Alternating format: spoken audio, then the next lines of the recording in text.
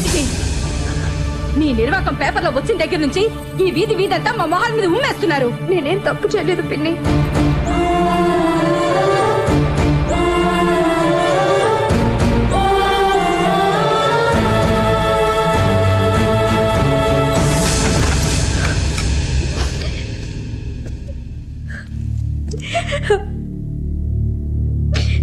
జ్యోతి,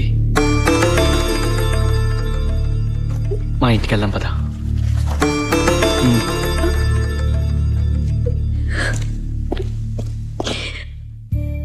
చూడమ్మా, జరిగిందంతా మర్చిపో.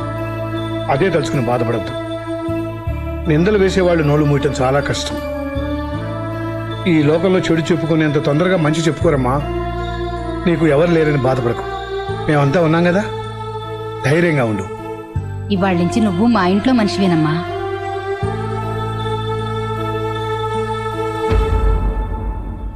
అయిన వాళ్ళ నుంచి దూరమై అనాథలా ఉన్న నన్ను సూర్య అమ్మ నాన్న ఆదరించారు. ఆ రోజు నుంచి నేను వాళ్ళ కుటుంబంలో ఓ మనిషిని అయ్యాను. జ్యోతి, ఈ అప్లికేషన్ ఫిల్ చేయి. కలెక్టర్ అవడమేమో కానీ కోచింగ్ సెంటర్లో అప్లికేషన్ తెచ్చుకోవడానికి పెద్ద కష్టమైపోయింది. ఇదేంటి ఒక అప్లికేషన్ తెచ్చా? ఒక ఇంటికి ఒక కలెక్టర్ సరిపోరా? సూర్య, జోక్ చేయొద్దు. నేను సీరియస్గా అడుగుతున్నాను. నువ్వు ఎలా అడిగిన నిజం ఒకటే జ్యోతి.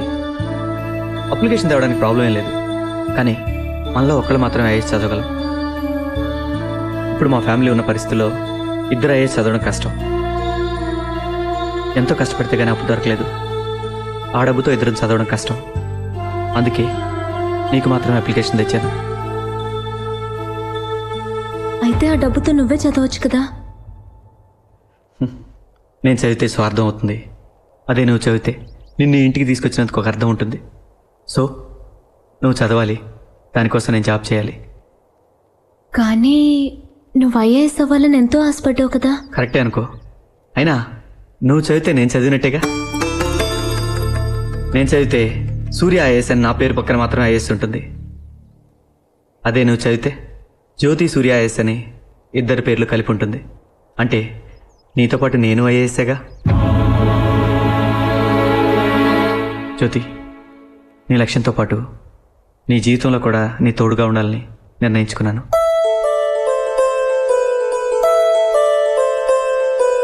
ఏ, ఇది పట్టుకొని ఇక్కడే ఉండు.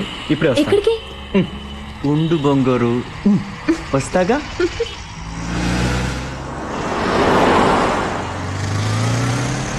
ఏ సీను, నేను చెప్పింది రెడీ అయిందా? రెడీ అయింది సార్. ఇవ్వు.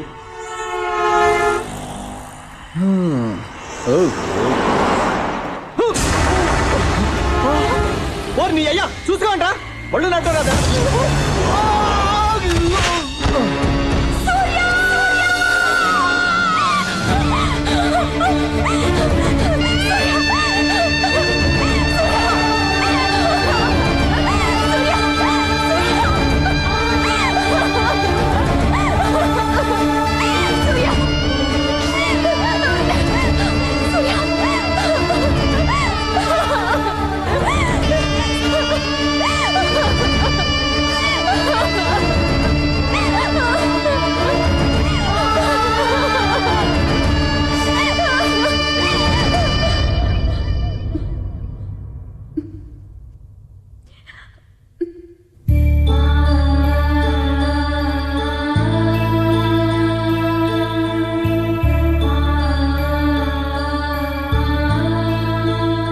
సూర్య ఈ లోకంలో లేకపోవచ్చు, కానీ నా మనసులో బతికే ఉన్నాడు.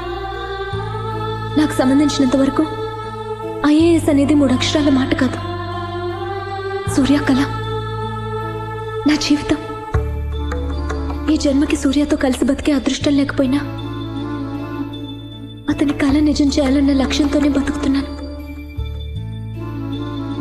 దానికి ఎవరడ్డొచ్చినా నేను తట్టుకోలేను.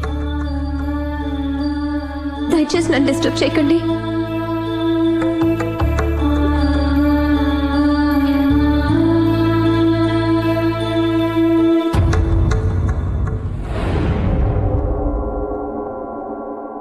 ఖాళీ నేసేయడానికి కరెక్ట్ అయిన మనిషిని తీసుకొచ్చాను. ఎవడు వాడు? ఏరా, వెటకారంగా ఉందా? కండలు తిరిగిన రాయలసీమ రవే హాస్పిటల్ నుంచి డిశ్చార్జ్ కావడానికి 4 రోజులు పడుతుందన్నారు. అస్థి పంజరానికి బట్టలు వేసినట్టున్నాడు వీడు. బయటికి తీసుకెళ్ళండి రా, గాలికి వాడే ఎగిరిపోతాడు.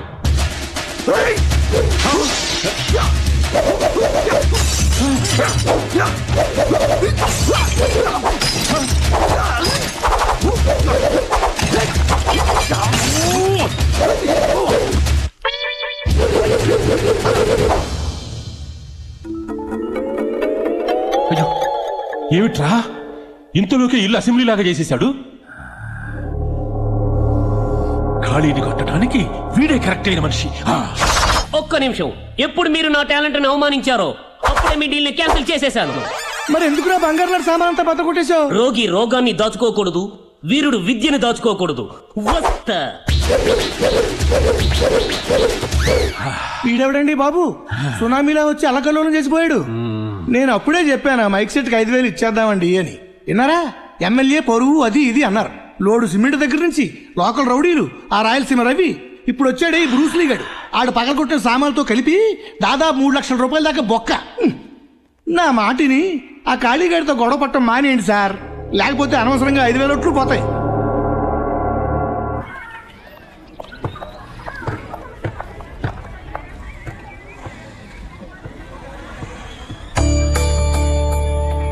ఇక్కడ ఎవరైనా ఉన్నారా?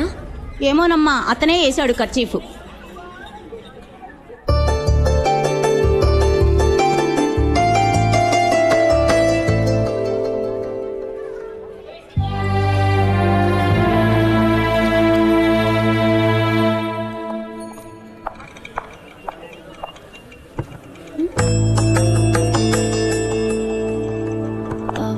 ఏమైంది సార్, ఎవరూ లేరు? బస్ రిపేరా? అదేం లేదమ్మా, నువ్వు తొందరగా వెళ్దాం.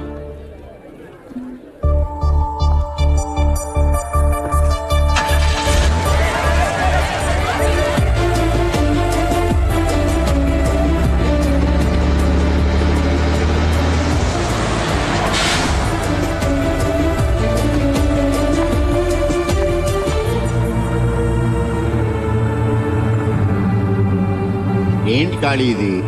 అమ్మాయి కథంతా చెప్పే కూడా అమ్మాయిని ప్రేమిస్తున్నావా?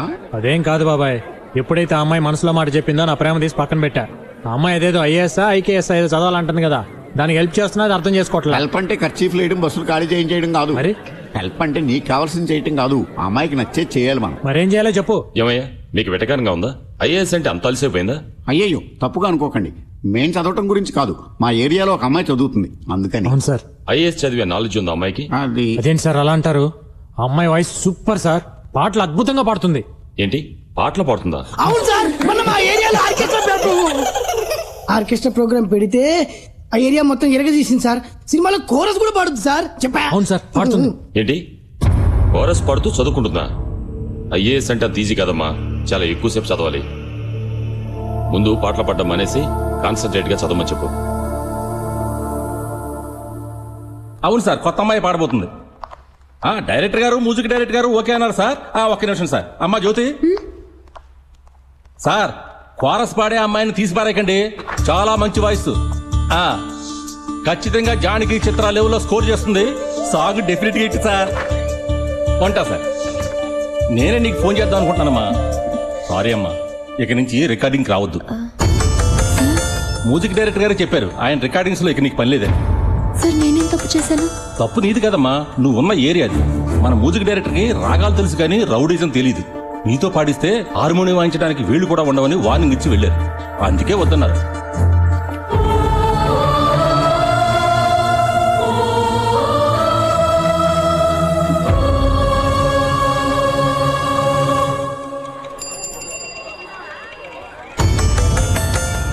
ఇదిగో అక్క, నీకే లోటు రాకుండా ఖాళీ అయిన కిరాణా సామాన్లు పంపించాడు. ఇంకేమైనా కావాలంటే లిస్ట్ రాసిస్తే పంపిస్తాడు.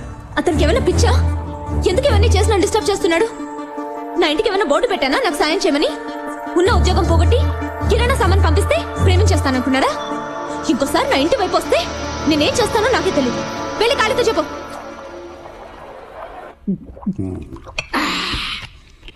జరిగింది మామూలు మౌనం కాదు. నా రక్తం ఉడికిపోతుంది, నా నరాలు తెగిపోతుంది. అసలు ఆ అమ్మాయి దగ్గర ఏం స్పెషాలిటీ ఉందని లొంగిపోవాలి? అదే నాకు అర్థం కాలేదు. నేను కాళీ వెంట పడుతుంటే కాళీ దాని వెంట పడుతున్నాడు. నా ప్రేమను ఎందుకు అర్థం చేసుకోవడం లేదు? దిగులు పడకు, నీ ప్రేమ సక్సెస్ కావాలి. నువ్వు పోసిన ఈ మందు మీద ఒట్టు. అంత తొట్టు పెట్టిపోయింది బాబాయ్. మందు మాత్రా నీకే హెల్ప్ కావాలన్నా చేస్తాం. రా. హెల్ప్ చేయడం ఓకే, కానీ వర్కౌట్ అవుతుందా?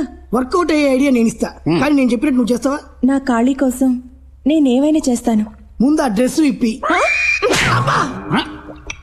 ఎందుకు కొట్టావు? నేను ఇంకా పూర్తిగా చెప్పలేదు. కొన్ని చెప్పేప్పుడు మధ్యలో ఆపకూడదురా బాబు. చూడమ్మా, నువ్వు ఎప్పుడు చూసినా వైజయంతి ఐపీఎస్ లాగా కాకి డ్రెస్ వేసుకుని లాఠీ ఊపుకుంటూ వస్తావు, లేకపోతే మగాళ్ళలాగా డ్రెస్ వేసుకుని వస్తావు. మగాళ్ళలాగా ఉంటే ఏ మగాడు ప్రేమిస్తాడు చెప్పు మరి? అయితే ఏం చేయమంటారు? నువ్వు అప్పుడప్పుడు ఆడదానిలా కనిపించాలి. అంటే ఇలా ఫుల్ పాయింట్ షర్ట్ వేసుకోవడం మానేసి చిన్నపిల్లల డ్రెస్సులు అమ్మే షాప్కి వెళ్ళి అక్కడ షేమ్ పంపించేమని డ్రెస్సులు దొరుకుతాయి. అలాంటి డ్రెస్ ఒకటి వేసుకొని ఖాళీ ముందు నిలబడ్డావు అనుకో, మైకేం కర్మ, టోటల్ సౌండ్ సర్వీసే నీకు ఇచ్చేస్తాను.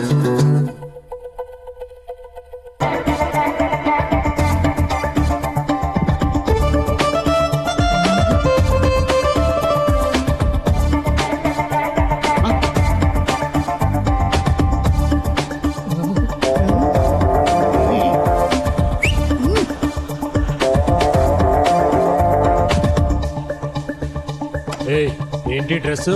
ఇలా వేసుకుంటే నీకు నచ్చుతుందని. ఇలాంటి డ్రెస్ వేసుకుంటే నాకు నచ్చుద్దని ఏ అదో చెప్పాడు నీకు? ఆ ఏదో సంగతి వదిలే, కానీ ఇప్పుడైనా ఐ లవ్ యూ చెప్తావా? ఏంటి లవ్వా? నిన్ను లవ్ చేయాలనుకుంటే ఈ పాటికి ఎప్పుడు ఐ లవ్ చెప్పేవాడిని. ప్రేమ అనేది మనసులోంచి పుట్టాలి కానీ ఇలా ఒంటి అందాలను చూసి కాదు. ఇలాంటి పిచ్చి పిచ్చి డ్రెస్లు వదిలేసి పోయిన యూనిఫామ్ వేసుకోపో.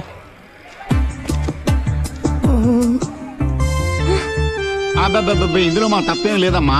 అతను అక్కడే చూసేలా డ్రెస్ వేసుకురమ్మంటే నువ్వు ఊరందరూ చూసేలా వేసుకొచ్చావు. ఇప్పుడు నాకే అదలా. నోర్మై, లవ్ అంటే ఏంటో తెలియని మిమ్మల్ని ఐడియా అడగడం నాది బుద్ధి తక్కువ. అదే తప్పు మాది కదమ్మా. ఆడని తప్పుడు తలా ఇస్తాడు. ఇంకొకసారి కూర్చున్నానుకో సూపర్ ఐడియా ఇస్తాడు. ఓకే, ఏం అవసరం లేదు. నాకు యూనిఫామ్ కరెక్ట్ అని ఖాళీ చెప్పాడు.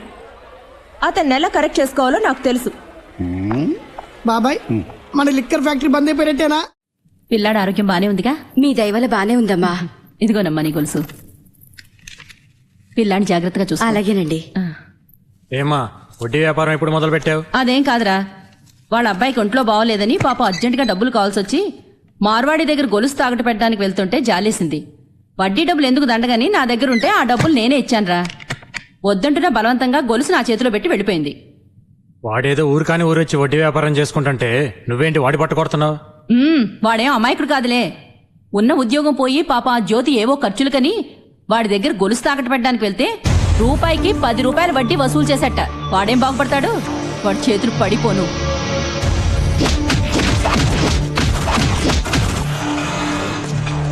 ఇదిగో అమ్మా మీరు తాకట్టు పెట్టిన నగలు సరిగా ఉన్నాయో చూసుకోండి. ఎందుకు అప్పుడే తిరిగిస్తున్నారు? మీ దగ్గర తీసుకున్న డబ్బులు రెంట్కి మిగతా వాటికి ఖర్చు అయిపోయాయి. ఇప్పుడు నా దగ్గర డబ్బులు లేవు. అమ్మా తల్లి, నేను డబ్బు అడగట్లేదు. ముందు మీ నగలు మీరు తీసుకోండి, లేదా ఈ ఏరియాలో నేను బిజినెస్ చేయలేను. చూడ్డానికి మంచి అమ్మాయిలా ఉన్నావు అని చెప్పి నగలు పెట్టుకుని డబ్బిచ్చాను. నీకు ఆ ఖాళీకి సంబంధం ఉందని తెలిస్తే అసలు ఈ నగలు తీసుకునేవాడినే కాదు. మొగుడు పిల్లలు రోడ్డున పడి గొడవ పడ్డా చూసే వాళ్ళకి తప్పుగా అనిపించదు. మరి మీ ఇద్దరి మధ్య ఏ సంబంధం ఉందో ఎవరికి తెలుసు? మధ్యలో నా తలకాయ ఎందుకమ్మా పగలు కొడతారు?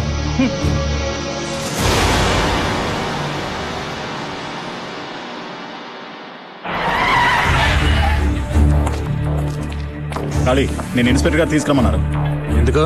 నీ మీద కంప్లైంట్ ఇచ్చారు. నా మీద కంప్లైంట్ ఇచ్చే ధైర్యం వరకు ఉంది ఇక్కడ? ఎవరో జ్యోతట ఆ అమ్మాయి కంప్లైంట్ చేసింది.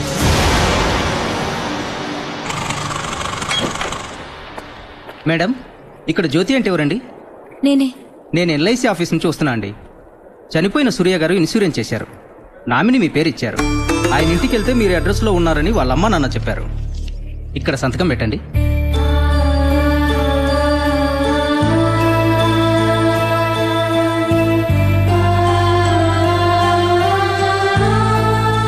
వస్తానండి. ఏమ్మా జ్యోతి, ఏంటమ్మా ఇది? నువ్వు చాలా మంచి పిల్లవనుకున్నాను, ఇలా చేస్తావనుకోలేదు. మీ అబ్బాయి మీద కంప్లైంట్ ఇచ్చానని మీకు బాధగా ఉండొచ్చు, కానీ నా గురించి ఆలోచించండి. ఏంటమ్మా ఆలోచించేది? వాడు పైకి రౌడీతనంగానే కనిపిస్తాడు, కానీ నలుగురికి మంచి చేసే మనసేనమ్మా. ఎవరి కొడుకు వాళ్ళకి గొప్పగానే ఉంటాడు. అతను చేసే వెదో పనులు మీకు ముద్దుగా ఉంటాయి. ఏదైనా కొంతవరకే సహించగలం. అంత చేయకూడని పనేం చేశాడు? ఆ రోజు నన్ను నేను కాపాడుకోవడం కోసం ఖాళీ మనిషినని చెప్పిన ఒక్క మాట పట్టుకుని ఈరోజు ఊరంతా నేను తన మనిషినని చెప్తున్నాడు. నా ఉద్యోగం పోగొట్టాడు. మార్వాడి దగ్గరికి వెళ్ళి నాన్న అల్లరి చేశాడు. ఇవన్నీ చేయమని నేను అడిగానా? పరువుగా బతుకుతున్న నన్ను బజార్కి ఇడ్చాడు. ఇది చూసారా, నా సూర్య ఇన్సూరెన్స్ డబ్బు. నేను ప్రేమించిన వాడు నాతో ఉండకపోవచ్చు, కానీ తన ప్రేమ నాతోనే ఉందనడానికి ఇదే నిదర్శనం. ఈ డబ్బుతో నేను ఐఏఎస్ చదువుకోగలను. నాకెవరి సహాయం అక్కర్లేదు. ఒక ఆడదాని మనసుని అర్థం చేసుకోకుండా బాధ పెట్టే కాళీ లాంటి కొడుకుని కన్నా ఒకటే, కనకపోయినా ఒకటే. ఇక మాట్లాడుకో. వాడి గురించి నీకేం తెలుసు? నువ్వు అనుకున్నట్టు ఆడదాని మనసు అర్థం చేసుకోలేనంత చెడ్డవాడు కాదు నా కొడుకు. ఇప్పటి వరకు నన్ను అందరూ కాళీ కన్నతల్లినని అనుకుంటున్నారు, కానీ నేను వాడి కన్నతల్లిని కాదు. జీవితంలో ఏ విధమైన ఆధారం లేక, అనాథగా బతకడం ఇష్టం లేక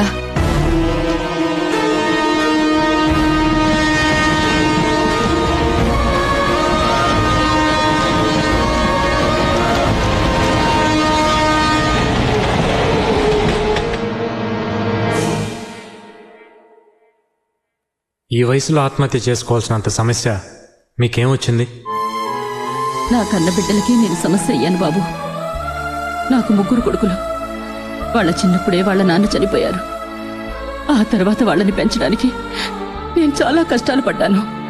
ఇప్పుడు వాళ్ళు బాగా చదివి పెద్ద ఉద్యోగాలు చేస్తూ భార్య బిడ్డలతో హాయిగా ఉన్నారు. కానీ కన్న తల్లి తిందా లేదా అన్న ఆలోచనే వాళ్ళకి లేకుండా పోయింది బాబు. బతికుండగానే కన్న తల్లికి ఇంత ముద్దు పెట్టలేని వాళ్ళు నేను చచ్చిన తర్వాత మున్సిపాలిటీ వాళ్ళకి ఫోన్ చేసి నన్ను అనాథ శవల్లా బయటికి ఈడ్పించేస్తారని భయపడ్డాను. తెలిసిన వాళ్ళ మధ్యలో ఒక అనాథ శవల్లా వెళ్లిపోయే బదులు ఎవ్వరికీ తెలియకుండా ఇలా గుట్టుగా చచ్చిపోవాలని నిర్ణయించుకున్నాను. ఎందుకయ్యా నన్ను కాపాడావు? కన్న బిడ్డలు మిమ్మల్ని చూడలేదని మీరు బాధపడుతున్నారు. నన్ను కన్న వాళ్ళనే నేను చూడలేదని నేను బాధపడుతున్నాను. మీరు నాకు అమ్మగా ఉండొచ్చుగా. పిల్లల్ని దత్తత తీసుకునే తల్లులుంటారు, కానీ తల్లుల్ని దత్తత తీసుకునే కొడుకులు ఎక్కడా ఉండరు. ఈ అమ్మను దత్తత తీసుకున్న కొడుకమ్మా కాళీ. అలాంటి బిడ్డ గురించి తప్పుగా మాట్లాడుకో, తప్పుగా అర్థం చేసుకోకు.